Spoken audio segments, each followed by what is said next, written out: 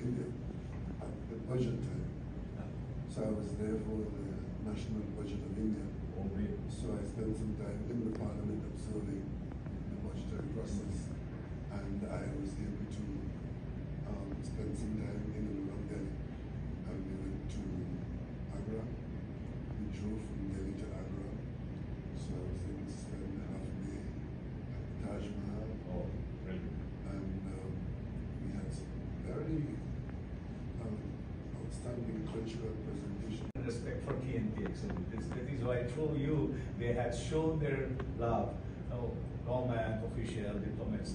Apart from those, the people in general.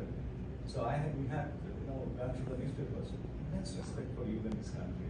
It was my second visit to India. Yes, yes. I went to Delhi at an earlier time on a parliamentary visit. Okay. So that was parliamentary building. Yes, I went to someone directly from India there with me this morning because I was in India a few weeks ago, and the welcome and reception that I received in India, some ongoing contacts which we are hoping to develop as a contribution to the continuation of the great relationship between the peoples of India and the people of Trinidad and Tobago.